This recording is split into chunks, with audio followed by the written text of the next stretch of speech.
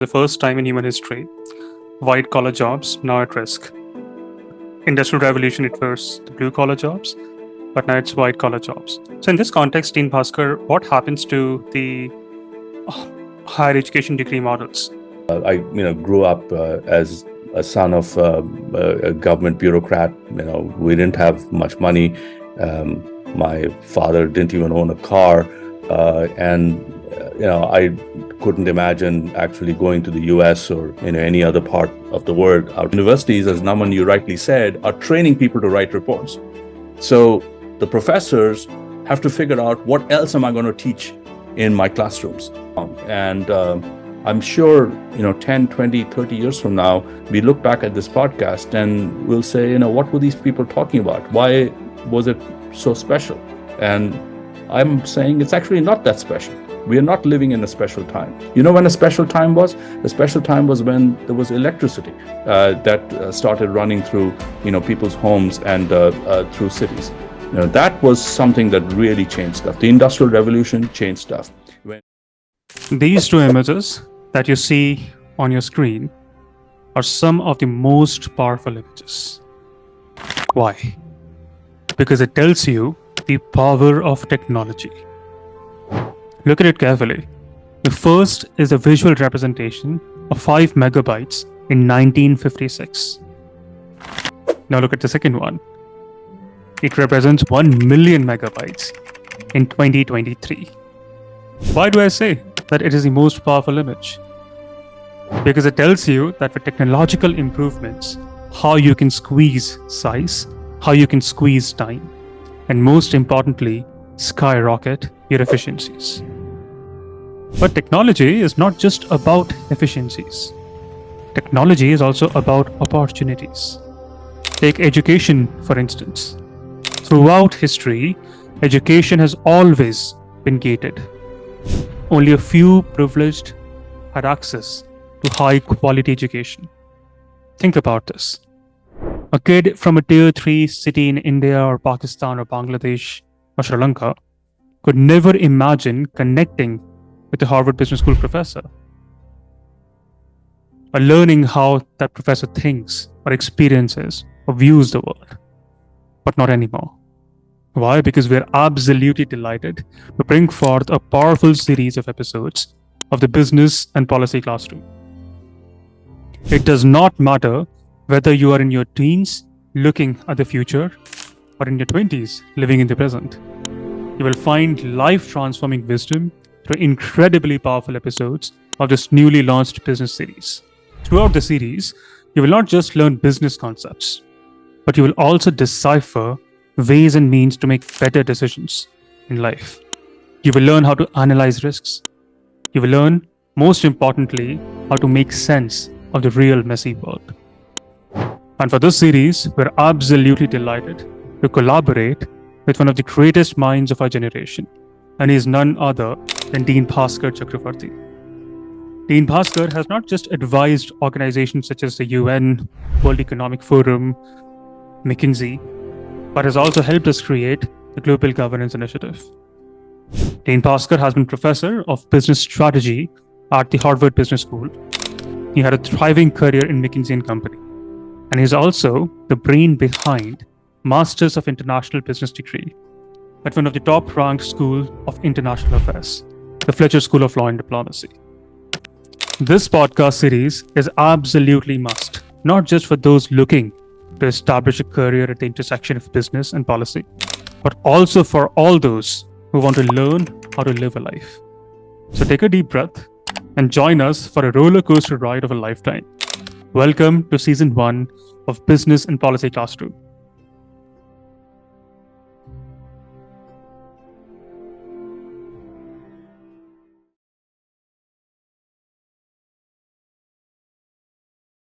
So first and foremost, we're absolutely delighted to welcome probably the best professor of business in the whole world today, Dean Bhaskar, to this podcast.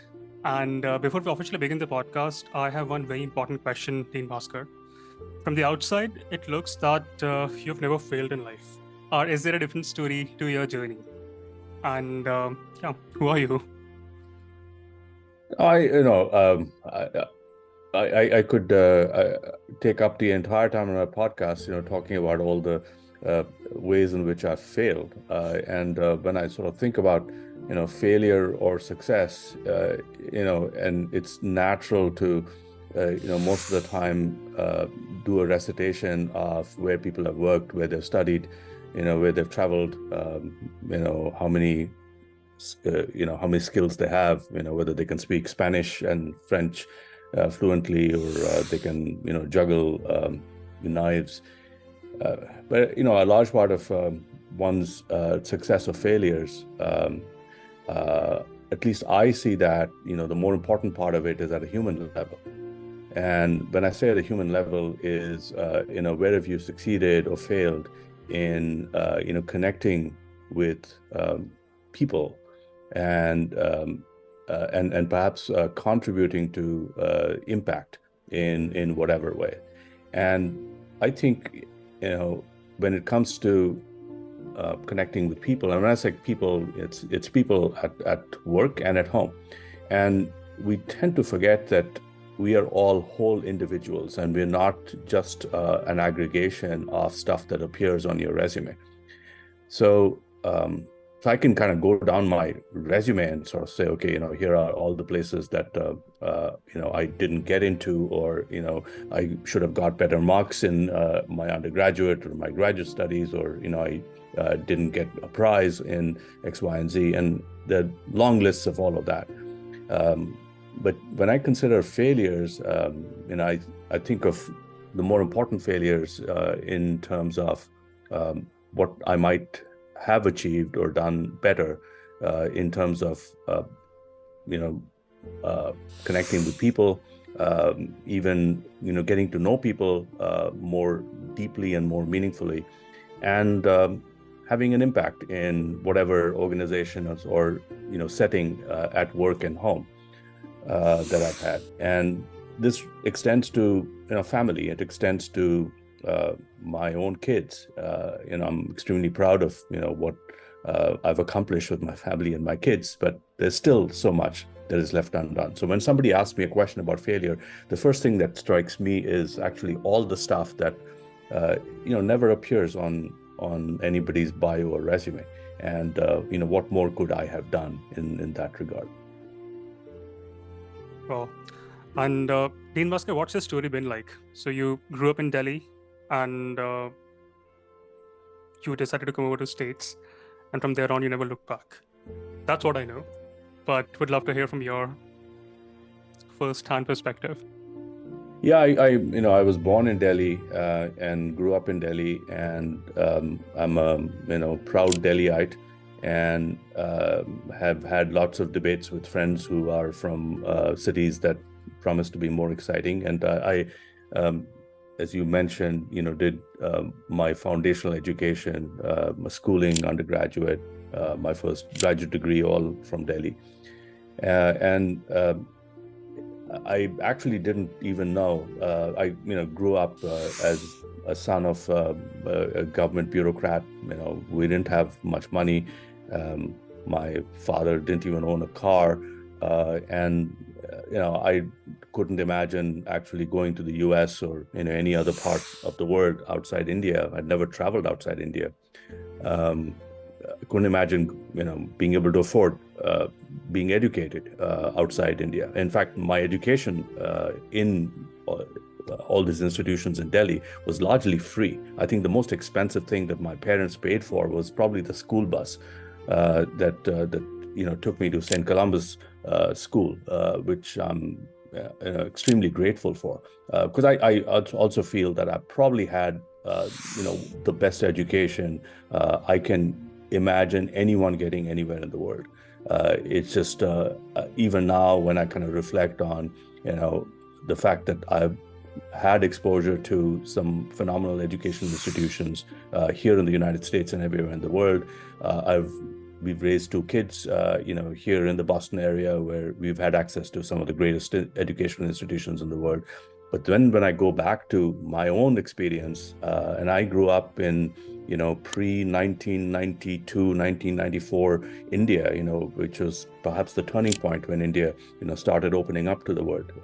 I grew up at a time when India was, essentially, what used to be called a third world country. And I think I got, far more than a first world education. I'm just amazed at, how wonderful my educational experience was. And I'm just extremely lucky. And all that was done, pretty much free. The tuition was, was minimal. So coming back to this idea of sort of going abroad, I actually didn't even know that I could afford to go abroad. And it was a chance encounter with a college friend on a bus where he was applying to American universities, and asked him, how are you going to pay for it? And he said, oh, they all get scholarships if you, if you have done well academically and you apply to the right set of institutions. So that was it, just sent out a bunch of applications to the US, and essentially every US university that I sent out an initial letter of interest to, I had asked to see if they could waive my application fee, because I couldn't afford the application fee either. So the ones that waived the application fee eventually applied to them. And that time, we weren't married, but my wife and we were applying together. So that was the other constraint, which is we wanted to apply to universities in the same town, or at least close to each other. So as this application process was unfolding, we were also sort of, interviewing for jobs. This is after my master's in economics from the Delhi School. And I had no interest in the UPSC exams. I basically did not want to, join the IIS or the IFS, which basically around my time was the time when interest in the UPSC was beginning to plateau, and people were more interested in going to business schools and things like that. So my interest wasn't actually, doing a PhD and, becoming an academic economist. So in any case, I applied for a job at Tata at that time, the Tata Administrative Service, which was not the IAS, but it was the corporate equivalent of the IAS. And I can't remember how many different rounds of interviews we had to go through. And I was surprised I got in. And I first joined the Tata Administrative Service, TAS, and the first few months was a lot of fun. I learned how to eat properly with a knife and a fork at their Pune educational institution, their management training institution. We had lots of phenomenal meetings with the senior management of the Tata Group, and they talked about their vision for, an absolutely legendary industry house. We visited so many different companies. It was just amazing. I'd never had that kind of exposure to, an electric company on the one hand and a hotel company the day after, and then talking about the future of steel and how that's going to contribute to India's development the day after that. It was just a mind-blowing experience, and all of that with essentially no responsibility other than, making sure that you knew how to eat with a knife and a fork properly. And in the meantime, fortunately, the admissions offers with fellowships, came in, and I knew that my time was short, and so I had made the best use of my time at TAS. And then essentially, my wife and I, we both got fellowships, full fellowships, because we couldn't afford anything less, to schools that were in the same state, and we didn't quite realize how far the two places were. We thought it was the same state, so it can't be that far. And it turned out that, of course, you couldn't afford a flight from one place to another. So a car ride would take 7 hours, for us to commute between our two locations. In any case, we got married 2 days before we got on a plane to the United States. And that was the first international flight I'd taken. And after that, not that we didn't look back, but that was certainly the beginning of an adventure. So it was mostly a sense of discovery and adventure, And up to this point, the only expense that we had was my parents had bought me a one-way ticket. So I think that was the single biggest expenditure that my parents had in in my education upbringing. So a one-way ticket. I am completely mesmerized and smiling ear to ear after listening to that story. I couldn't have imagined, but of course now I can. Thank you so much, Dean Bhaskar, for sharing that personal experience with us. I may just want to understand dinner table debates in your house. Now, of course, you have children. I can imagine that there could be dinner table debates or discussions with them. You mentioned briefly that your father served as a bureaucrat, and you said that you were very clear that you didn't want to do that. It's very interesting that 30 years, or in fact more than that, have passed, and still there are dinner table debates in India, in tier 2 and tier 3 cities, where children actually debate whether they want to still do IAS or join the corporates. So could you share any experiences like that with your parents, if you had any? Well, so you're talking about dinner table in my parents' home. Yeah. So, we have an interesting history in terms of being in the civil services. My father got admitted to the Indian Civil Service, and then he was denied after he got admitted, because they found on his records that his entire family. So my father was the youngest of 4 brothers, and the deal with the other brothers were all 3 older brothers. They were in the freedom movement, and all of them had spent time in jail. And so my father's job was to actually have a real job so that he could, provide for the rest of the family.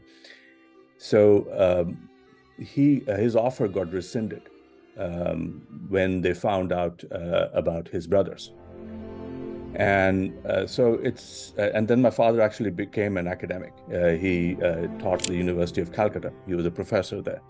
So we have a bit of a troubled history with the bureaucracy. And then post-independence, my father joined the Indian Economic Service. And that's how he sort of came into the bureaucracy post-independence. But pre-independence, he had this rather interesting U-turn.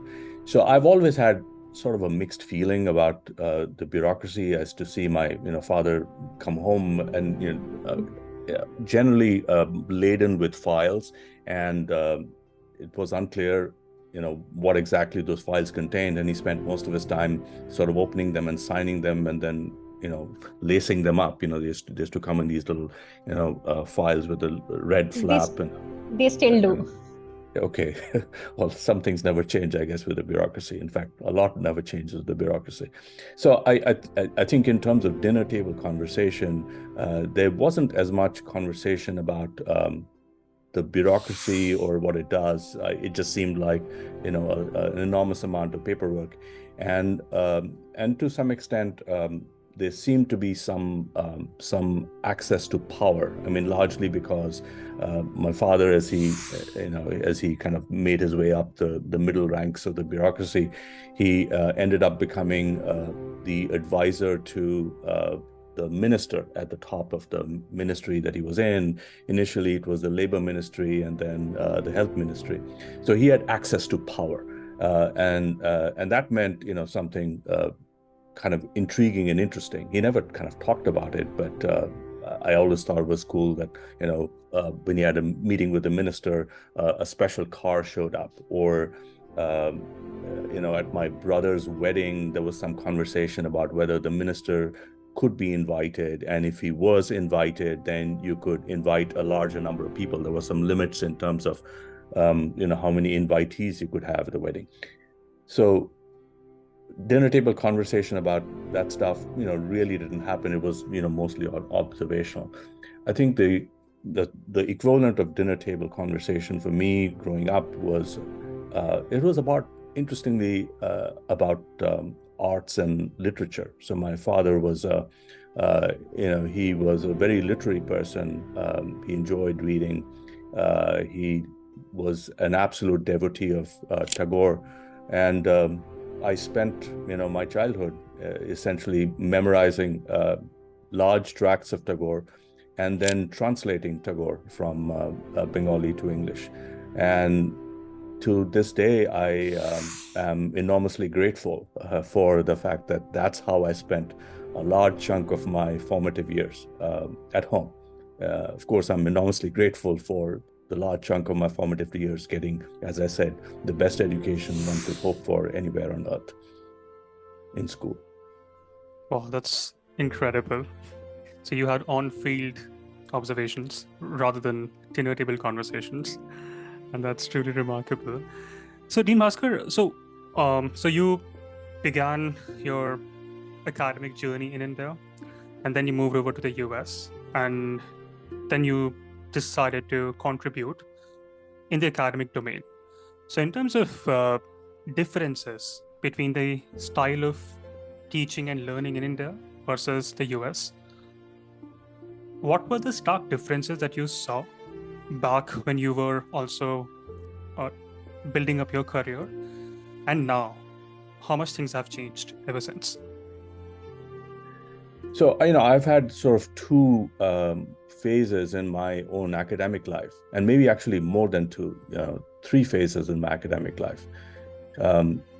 After my PhD, I did a PhD in economics, but it was kind of at the far end of mathematical economics. My focus was game theory, and I had absolutely no connection or even interest in the so-called real world, which was almost an unnecessary distraction. And the whole idea was that you put forward elegant propositions, and then you hope to prove them mathematically, and then get a theorem at the other end.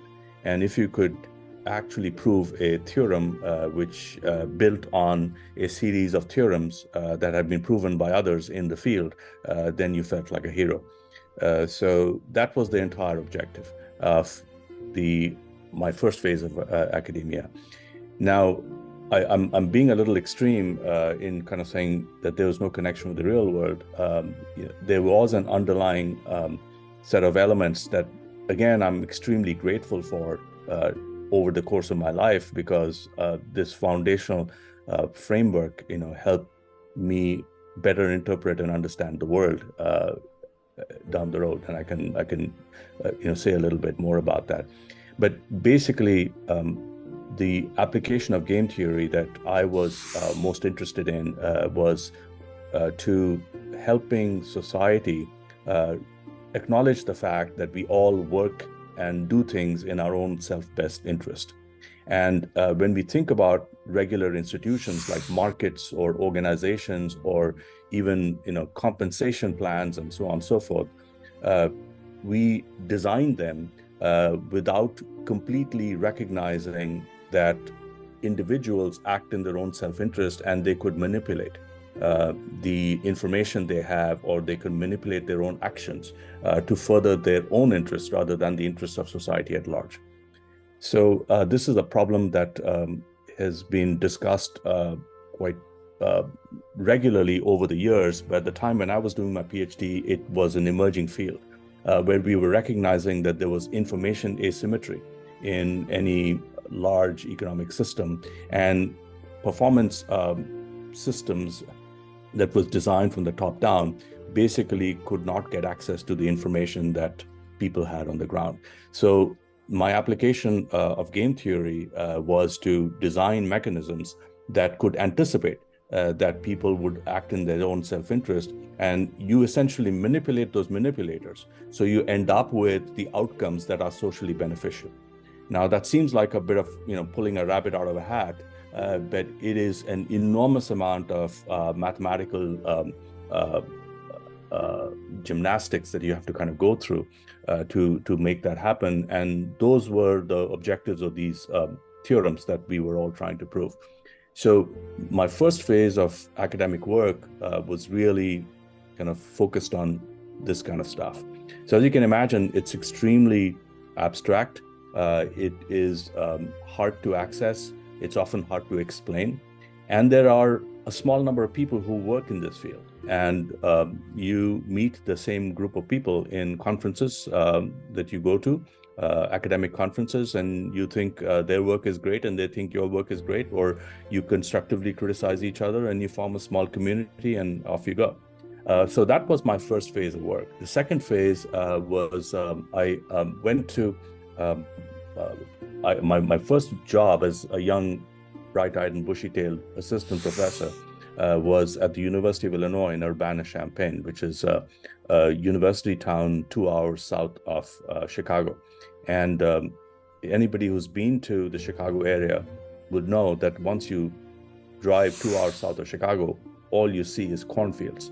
And you can be driving forever through cornfields and suddenly come upon this absolutely wonderful university town in the middle of cornfields, which is Urbana-Champaign. And the great thing about Urbana-Champaign is that there is very little to do in a university town other than make friends, do your mathematical economics research, attend musical performances. There was some fantastic, a music center, and I had lots of friends with whom I used to play squash. So I was perfectly happy in that little island in the middle of cornfields. I've been playing squash for a long time. I've been playing squash for a long time.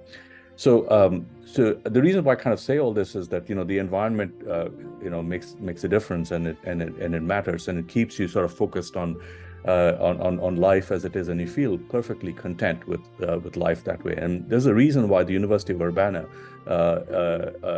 University of Illinois in Urbana-Champaign, is actually one of the greatest research universities anywhere in the world. Some of the what we are doing right now, speaking over an internet line, and think about the browser, it came out of there.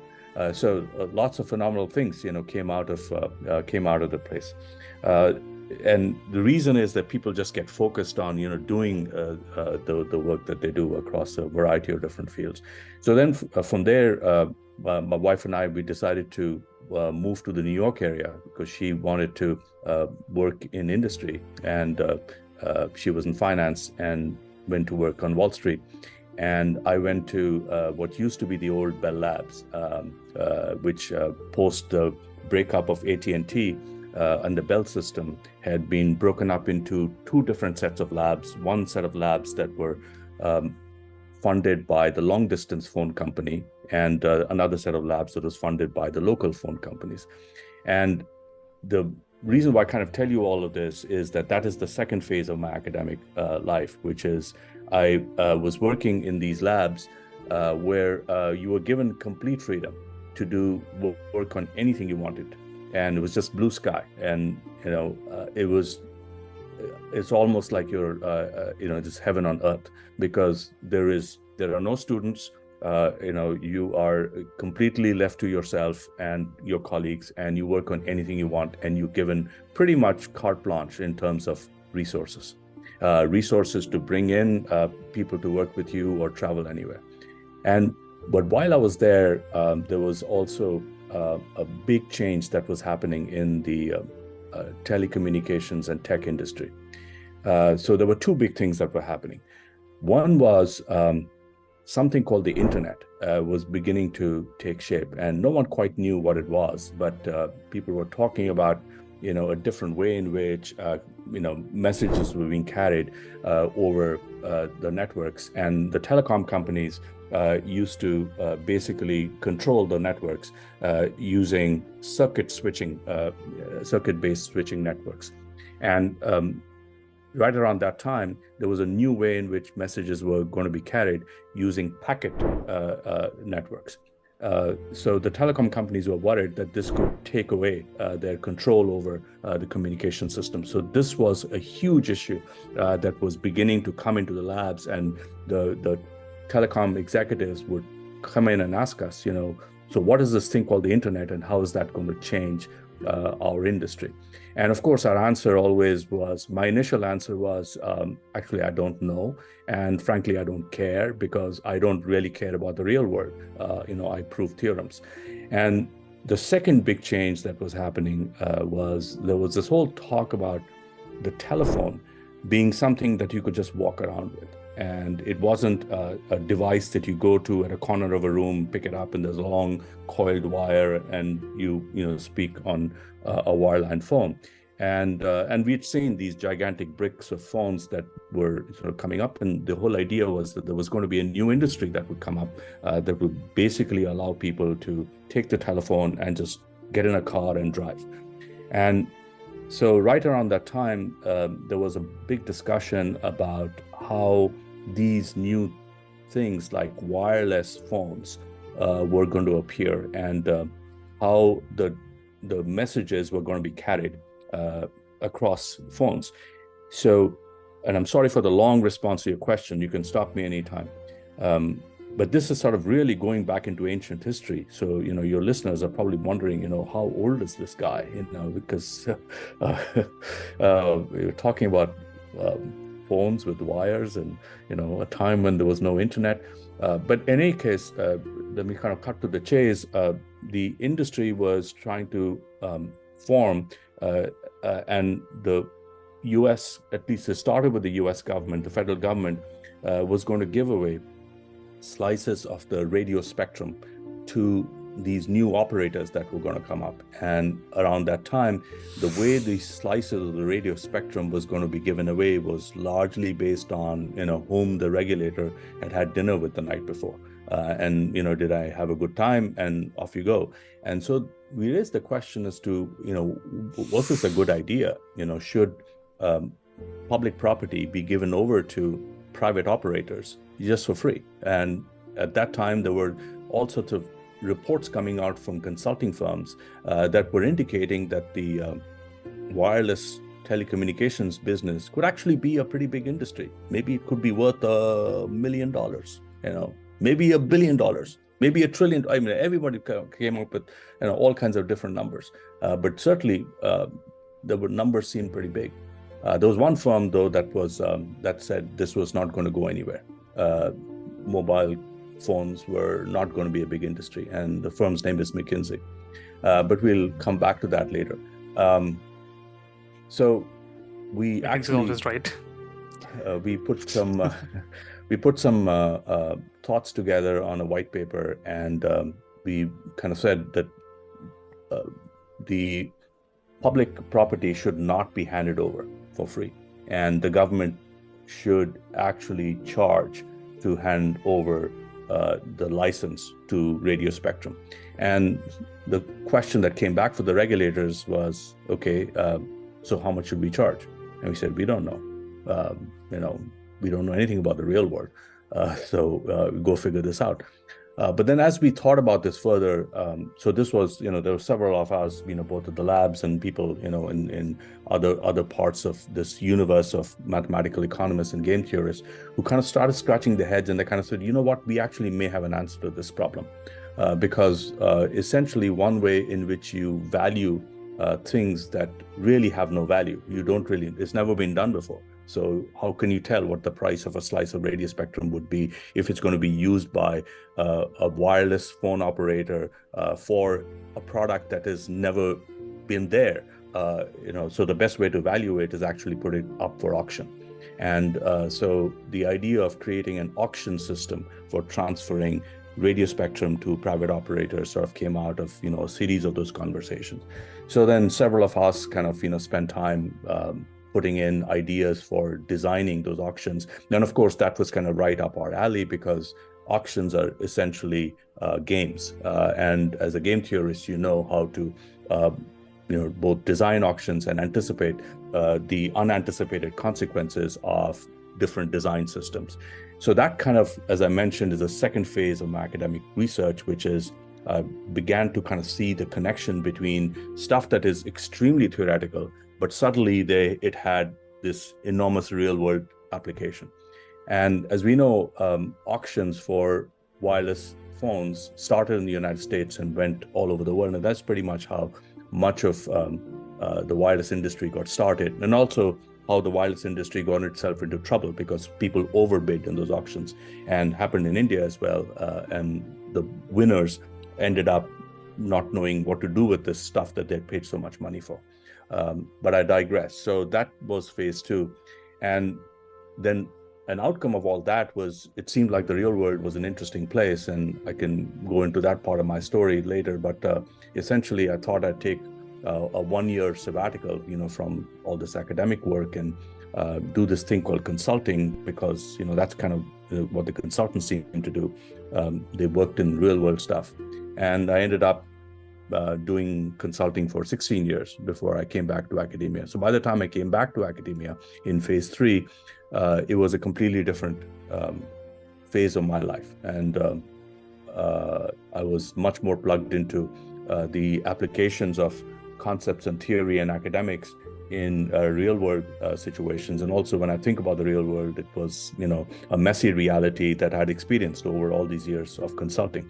So my interest was to come back and figure out ways in which we could prepare young people like yourselves for a messy real world, rather than this very neatly organized world that we create in higher education, where you put the business people in business schools, and the policy people in policy schools, and the legal scholars in law schools, and instead kind of saying, how about coming up with a place where you could study all these things together and potentially connect the dots across these different domains, because that's what the real world needs. It needs leaders who can tie together business ideas with an understanding of law and regulations and policy, and an understanding of the human condition. So you learn from people who study human development and economic development and human security and those kinds of issues.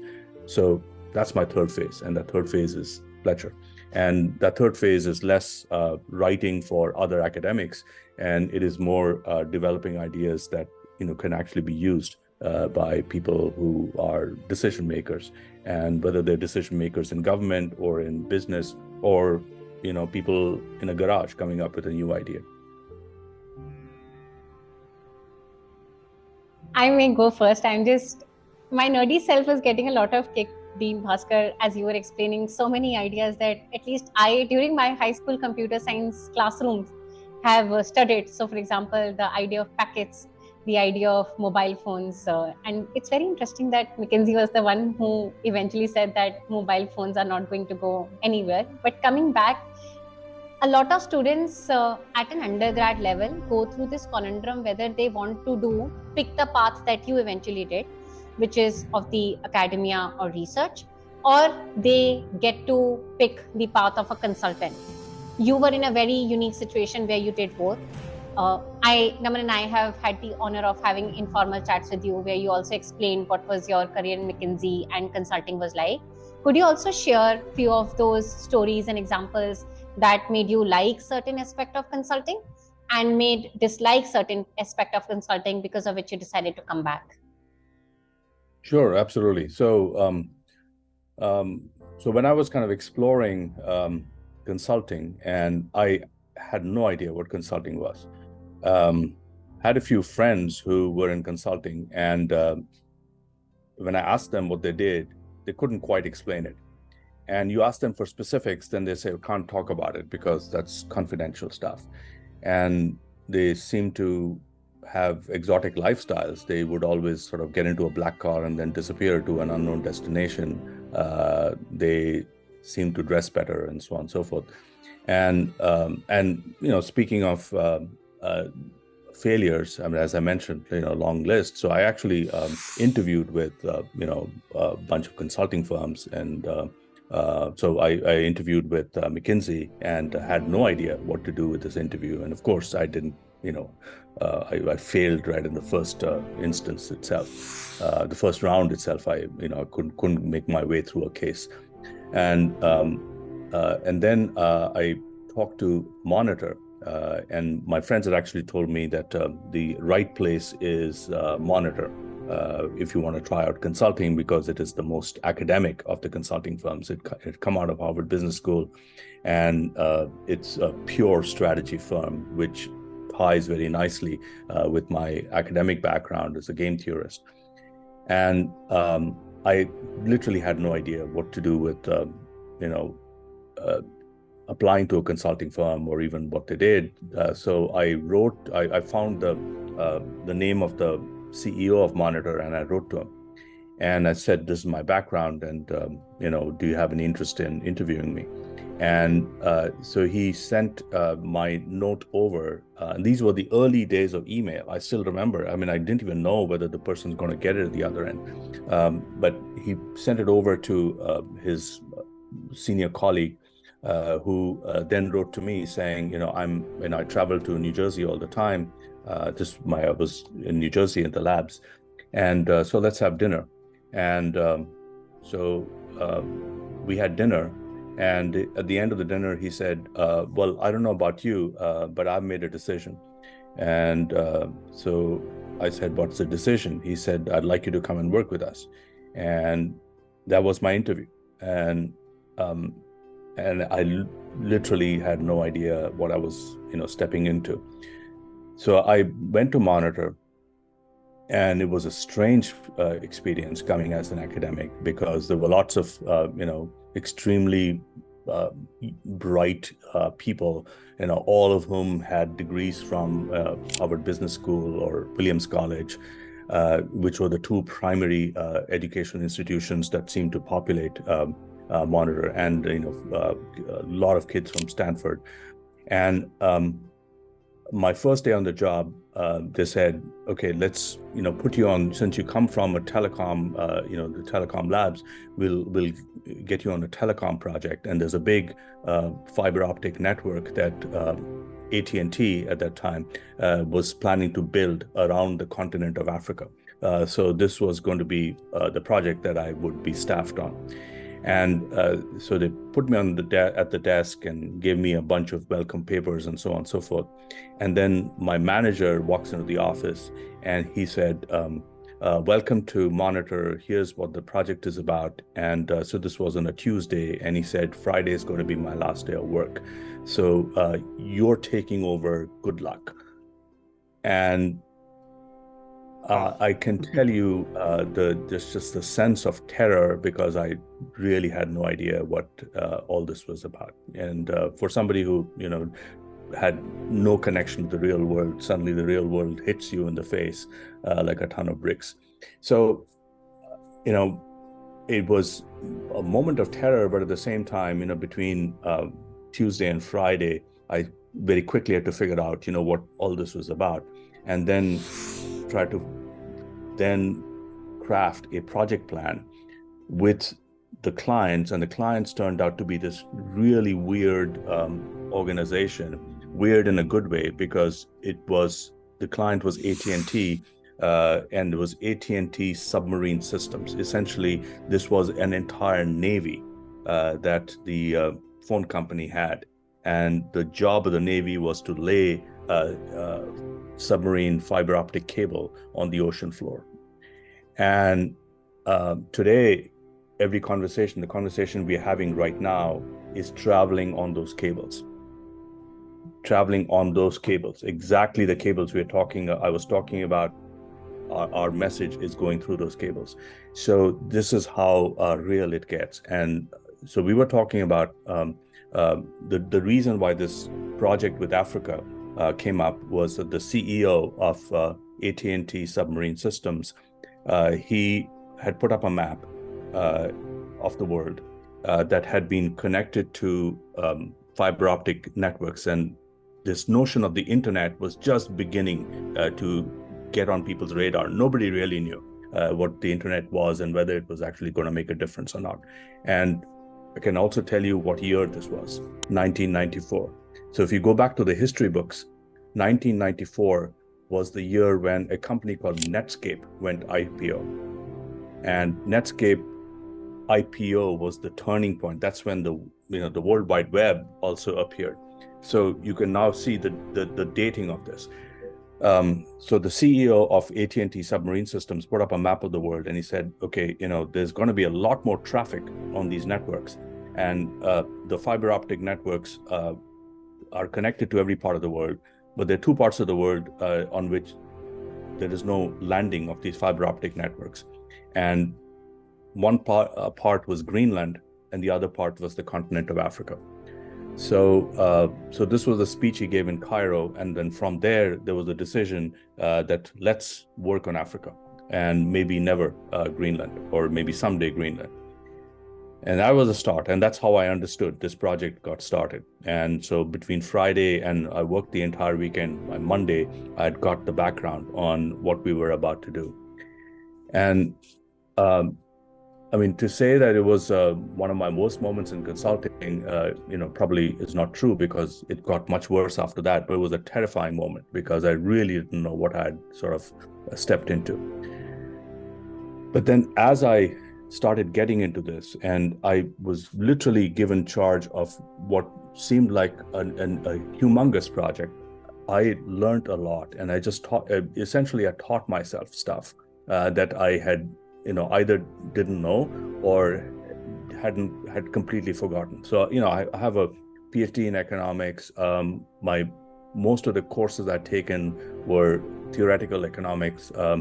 But in my master's at the Delhi School, I'd taken a whole bunch of classes in econometrics, but completely forgotten. I just studied for the exams, did well in the exams. That was it. After that, forgot everything. But now suddenly I was confronted with the need to relearn econometrics, and actually not just learn econometrics from a theoretical standpoint, but apply it. And the application was to try and understand what are the drivers of the reason for people to talk to each other, and where are citizens of Africa, whom do they speak with, to people around the world. And that led me to try to understand migration patterns and communications patterns, and where is the traffic from Nigeria to the rest of the world, Kenya to the rest of the world, and so on and so forth. So suddenly you get immersed in this an understanding of global connectivity between people. And of course, there's very little business coming out of Africa, so most of the communications was going to be communications at a personal level. So you built this gigantic econometric model, and then sticking it into this new thing called a spreadsheet. And again, had no idea what a spreadsheet was, and you're all self-taught. And there was no Google at that time to learn how to do these things. So you just sort of pick it up along the way. So that's really what I loved about that experience, which is being thrown into a situation where literally I had no idea what I was stepping into.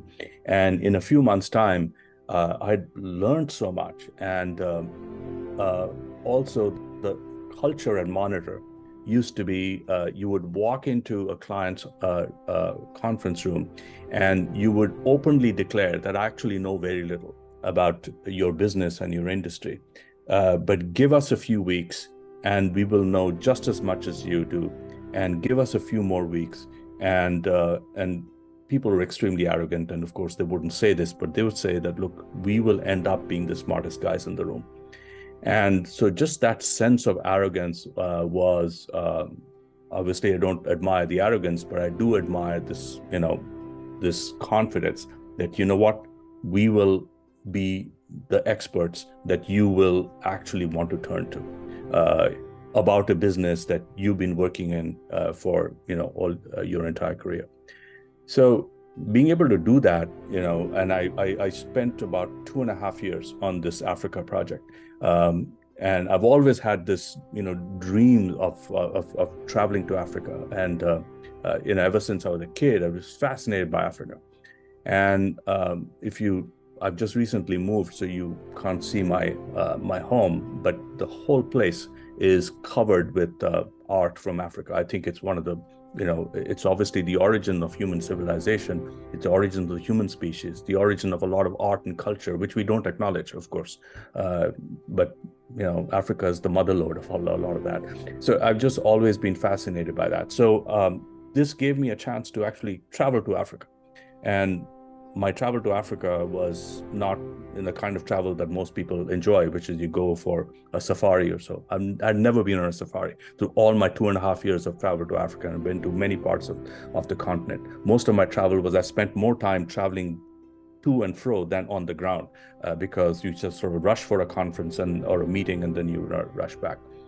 So, and that was just amazing. I loved it. And literally in 2.5 years, you begin to see the outlines of how you can take a part of the world that had been forgotten and literally been repressed historically, and giving it the potential for a leg up, and essentially creating the architecture for Africa to be connected to the technology centric world.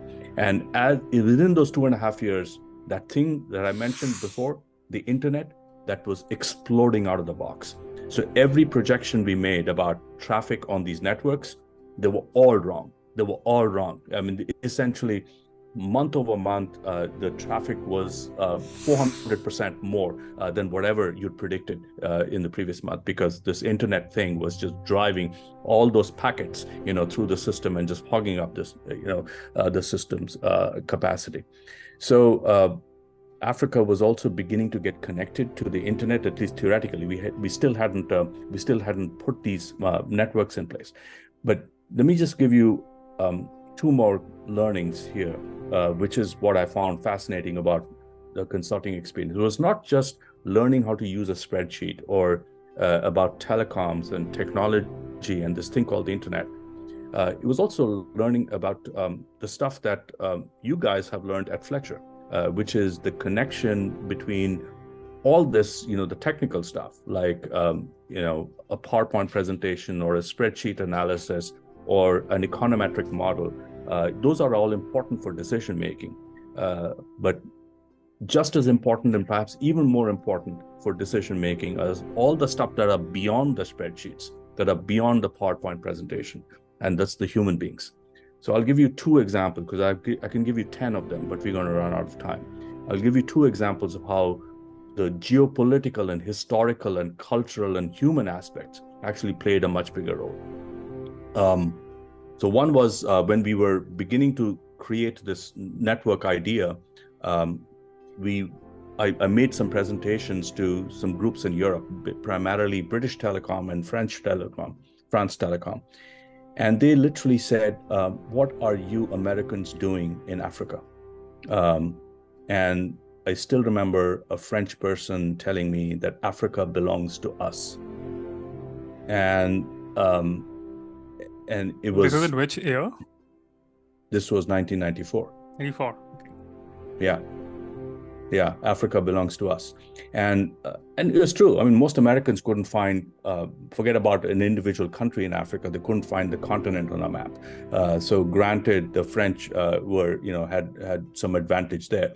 But that said, there was this entire colonial mindset. And so as soon as they found out that the leading American telecom company, AT&T, was interested in connecting Africa, the French and the Brits got interested. And so they came on board and they wanted to partner. Of course, they didn't want to spend the money, but they didn't want the Americans there because then it's their Africa that would be taken away. And that's a huge moment. Just imagine the post-colonial reality and the pre-colonial or the intra-colonial mindset that still dominates the way international business gets done. And they became partners simply because they didn't want the Americans to be doing this thing solo. They wouldn't want to do it on their own because they didn't want to spend the money. So this became the first learning that these colonial mindsets matter. A second learning actually was, and I may have mentioned this in a class that Naman was in, was my Mandela moment, which is I was giving talks about how this network could really change the future of Africa and in different parts of the continent. So one of the places where you had to inevitably go was South Africa, which was the richest country on the continent and a very important country. So if South Africa didn't participate in this network, then the whole thing would come apart. So I was in Pretoria giving a talk about this network, and I had done an enormous amount of work alongside my team, to kind of put this talk together, and I was very proud of it. It was just an incredible model that we had built, and I was making a presentation about the outcomes of the model. And at the end of it, the Minister for Telecom, came and said, "Good talk, and good job." And I said, "Okay, so you guys ready to sign?" He said, "Oh, no, we're not." So I said, "Why not?" I thought there was a good talk. And of course, that just shows my naivete that, the people, just because you've done a good spreadsheet model, people are just going to sign up. So he said, we are not going to sign up for this because we actually want to have, and this was a fiber optic ring that encircles the continent of Africa. So he said, we have no interest in, this ring that goes around the continent of Africa. We actually want a fiber optic network that simply connects South Africa with Malaysia.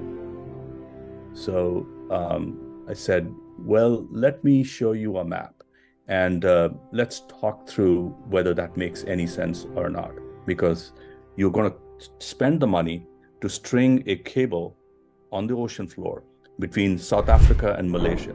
There are no countries in between. So essentially, you'll be spending the money to lay this cable.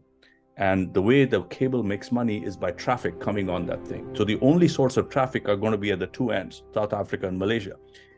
And how many people from South Africa communicate with people in Malaysia and vice versa? So you're going to have no traffic, and you're going to be spending the money for it. This makes no economic sense. So he said, this minister, he puts his arm on my shoulder and he says, you sound like a smart guy, and probably you are, but I can bet you think you're smarter than you actually are. So let me give you a little bit of a lesson here, which is, I hope you've been reading the newspapers that our new president, Nelson Mandela, has just come back from Malaysia. And he and Prime Minister Mahathir of Malaysia have become brothers. They're like that. And Nelson Mandela, his strategy is going to be, he's going to make all these friends in different parts of the developing world. And that's how he's going to grow, the nation. This was, again, 1994. Go back to the history books.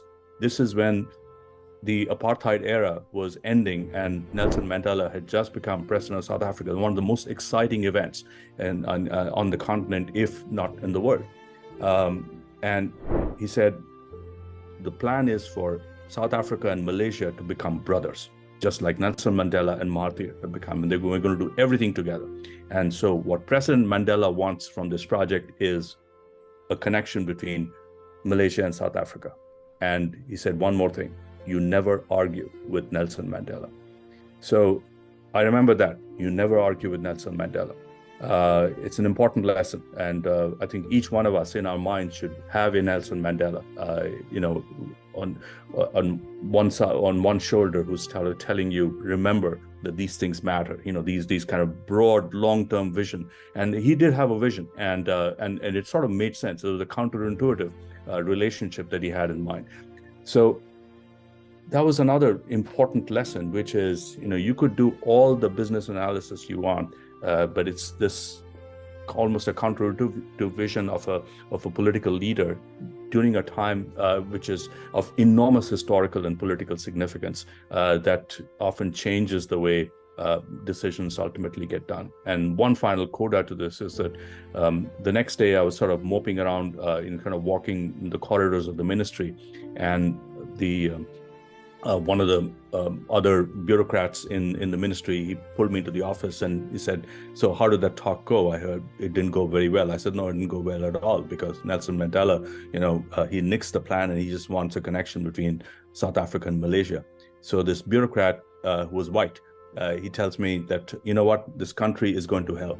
And this is a good example of that. What we need is a connection between South Africa and Northern Europe. That's where we should be spending our money.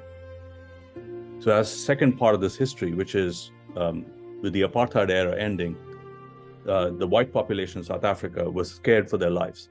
And what they needed was a connection back to the countries where, their ancestors had come from.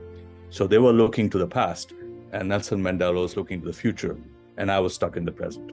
So to me, perhaps that's one of the highest points of experience in the early days of consulting. But then I've got so many more stories, and I've just been consulting is often a series of lucky coincidences. You could get a string of some amazing experiences, or you could get a string of absolutely shitty experiences. And usually most people have a mix of these things. And I've mostly had some absolutely amazing experiences, which were a series of highs, which is why I stayed on for as long as I did. This is such a fascinating story, Dean Bhaskar. I couldn't have ever imagined that you have literally lived through the technological transformations right from telecom to internet to Netscape. And the Nelson Mandela example is just completely mind-blowing. I think it's just going to remain with us, and especially the quote that few people want to stay in the past. You could choose to focus on the future as well. Talking about the future and perhaps connecting the dots with your experiences in tech, if I may, I could just swiftly move towards artificial intelligence as well. We read few of your articles on LinkedIn and of course otherwise as well on AI.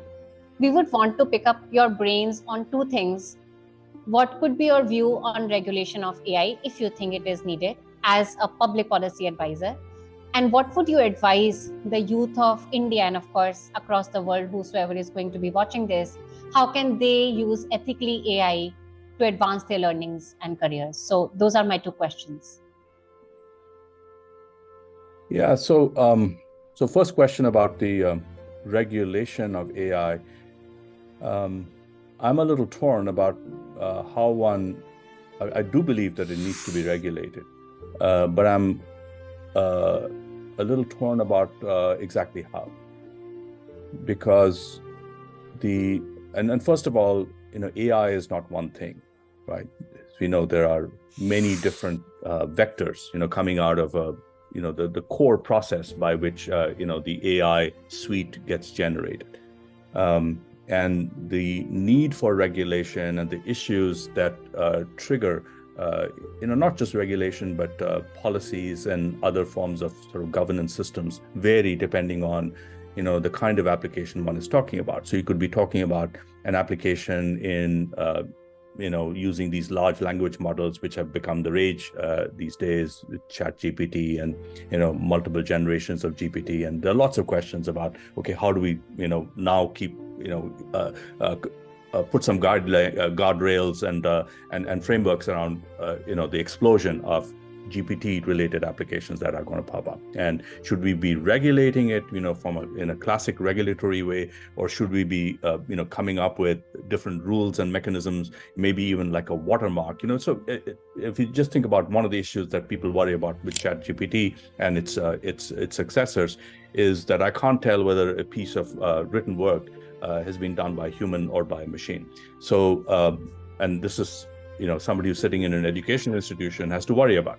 Because you evaluate people's work based on their writing. So one of the issues that have been discussed is should there be a watermark, which helps identify that this has been done by machine versus human, so you can separate the two, or should we actually have other forms of AI that can catch text that has been generated by AI? So this is not a matter of regulation, it's more a matter of, putting the guardrails in place, and the solutions to that, may come from the technology sector itself. But then there is a different form of regulation that one has to worry about when, for example, you think about the application of AI to healthcare. So there are enormous, to my mind, the far bigger, far more important application of AI is to in the service of solving for human health issues.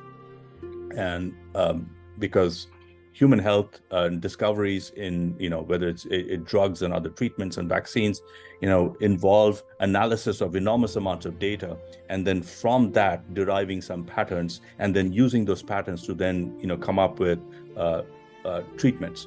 And AI is a phenomenal tool for accomplishing that in a relatively short period of time, at least compared to the alternatives that have existed before. Now, when you think about treatments that go into the human body and affect our lives, there's an enormous amount of regulation that is needed. So you need the regulators to be able to understand the process by which data got translated into a decision, which then got translated into a product. So here, regulation is needed. Also, regulation is needed to better figure out what was the nature of the data that fed that algorithm and then led to a decision. Is it possible that the data was biased because historically there are biases built into our experiences? So here in the United States, there is a long history of Black people getting different treatment relative to white people.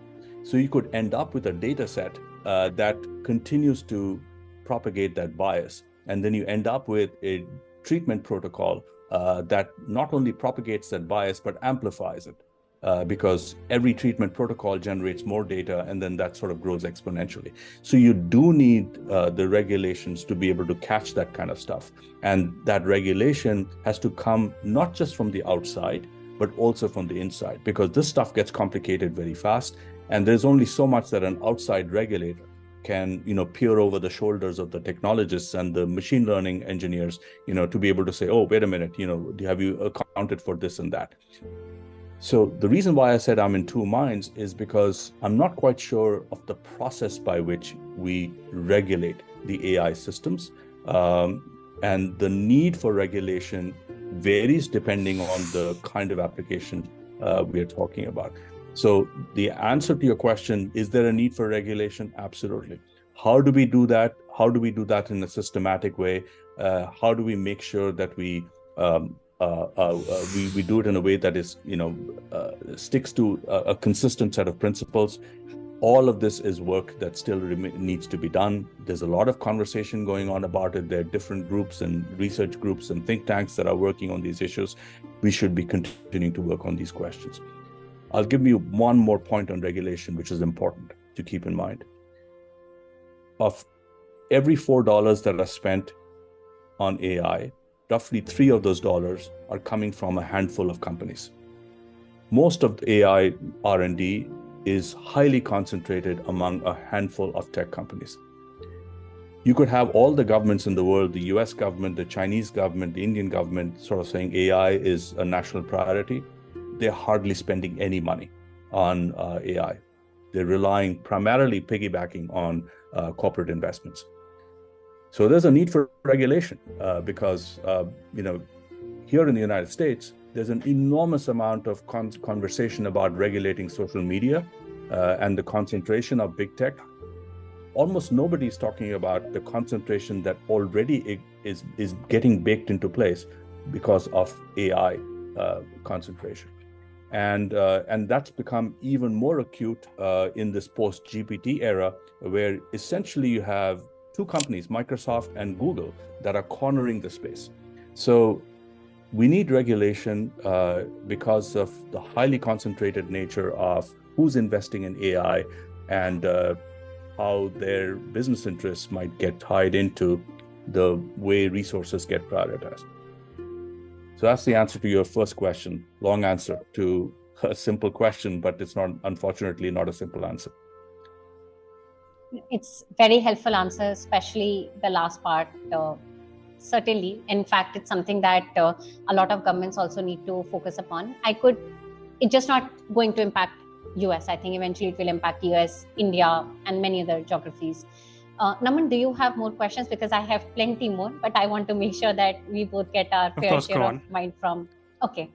My another follow-up question, Dean Bhaskar, is about combining OpenAI with consulting. It's very interesting that when forecasts were being made about which job will be taken by AI first, most of the consulting firms actually thought of blue-collar jobs first. But here are we living in the era of OpenAI, and it's the creative work, it's the white-collar jobs that are being hit. I wanted to once again pick up your mind on, do you think there are certain sections of consulting roles or highly intellectual roles such as investment banking that could be taken up by AI? So yes, that's my question. Yeah, so I'll give you one story, and maybe that illustrates the answer that I'm about to give to your question. So there's a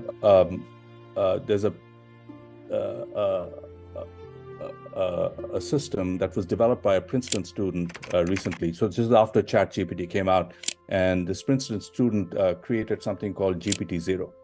And what GPT-0 does is you take a piece of text and you stick it into GPT-0, and it gives you a probabilistic response to, has this been generated by ChatGPT, or has this been generated by a human being? So it allows you to distinguish between machine and man. So I took a whole bunch of different kinds of texts and I stuck it into GPT-0 just to kind of see how good is this Princeton kid's formula. And, it was wrong about 1/3 of the time. And so I knew whether something had been written by human beings, and I stuck it in, and, so then what I did was I took a whole bunch of reports that were generated by McKinsey, Goldman Sachs, the World Bank, many of these consultants and analyst groups, and I stuck it into GPT-0. Overwhelmingly, GPT-0 came back and said, this has been generated by ChatGPT.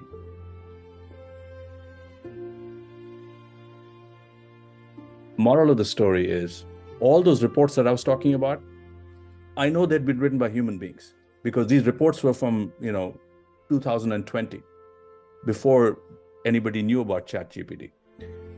But the way the consultants and the World Banks and the investment bankers, they put together the reports, quite often mimic the way ChatGPT puts together text, which is it looks at all this data and then they somehow assimilate it in some, they integrate it and synthesize it in some formulaic way. And then you come up with a bunch of bullets, which are, here's the executive summary and here are the recommendations. So there's a formula by which these guys do their work.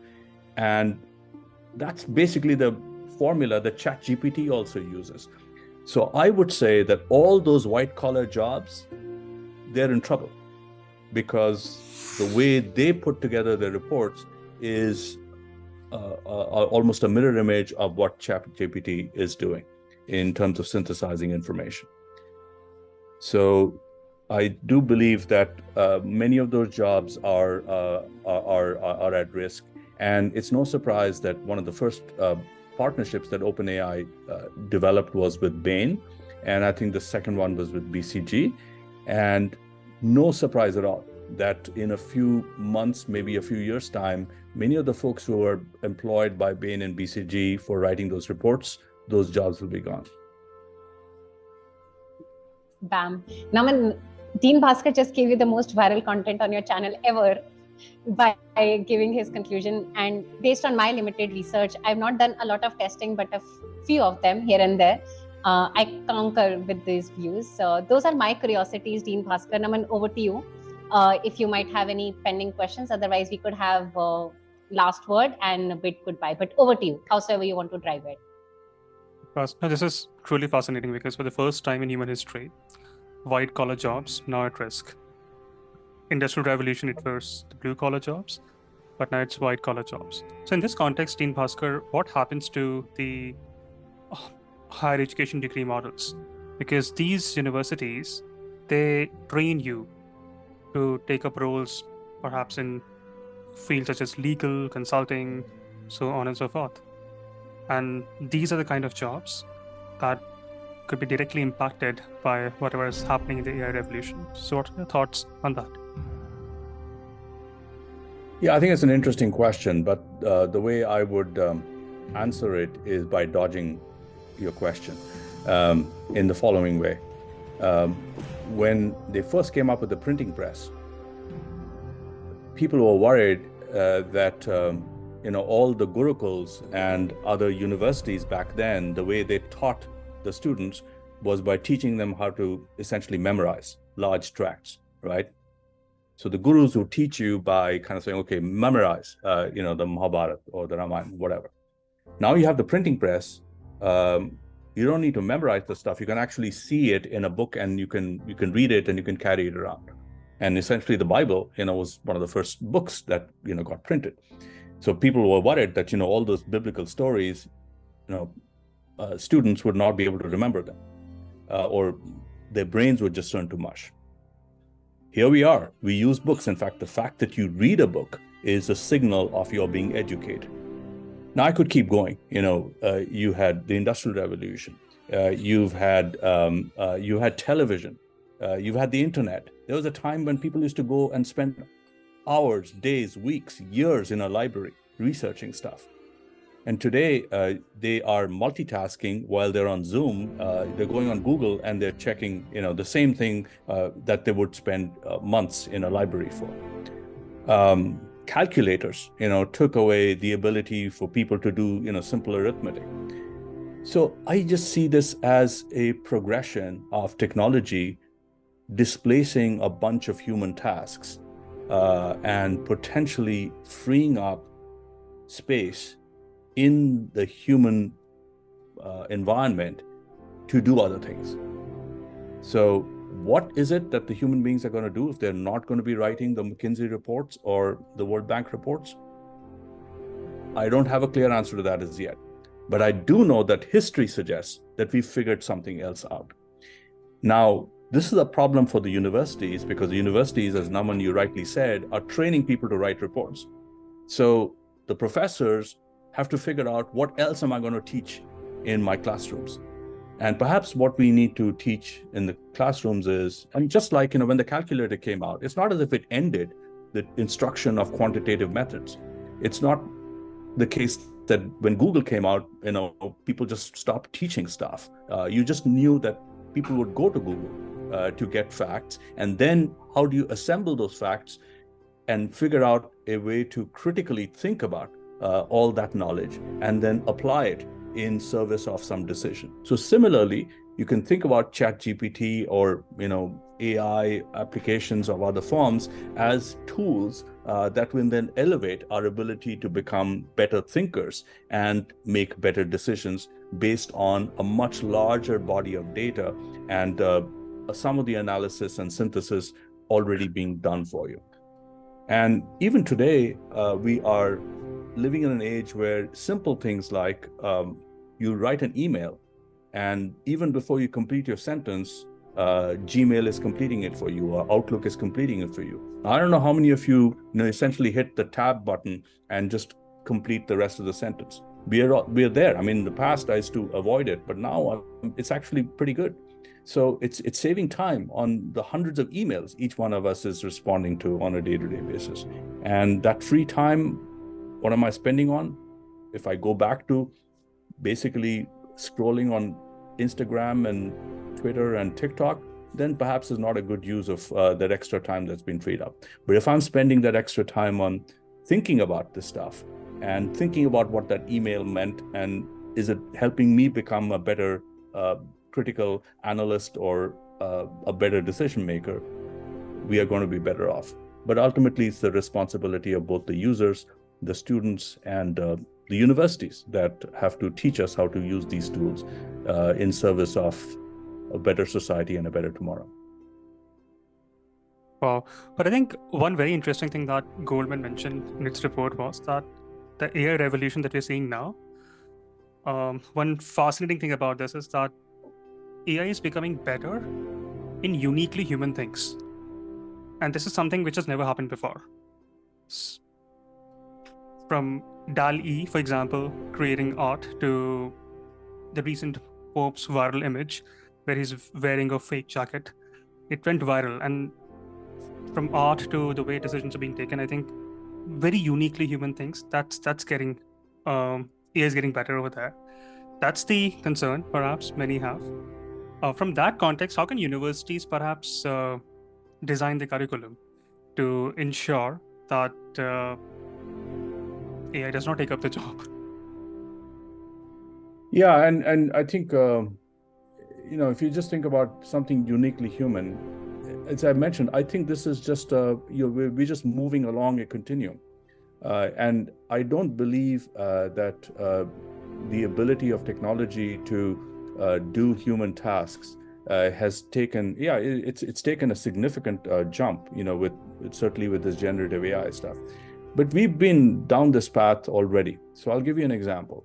I used to be a photography enthusiast, and I used to love the idea of taking out an old SLR camera and then finding the right time of day and light and pointing, to the object in just the right framing and taking a picture.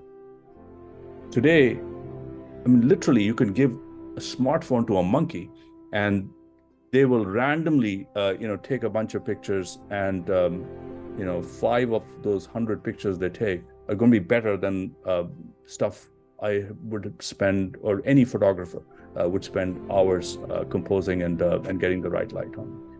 So I would say that was a human task as well, observing something and then imagining it in a photo frame. And digital photography took care of that. The smartphones, it's within your arm's reach, it sort of took care of that. So AI and all this generative stuff is, to my mind, just part of that same continuum.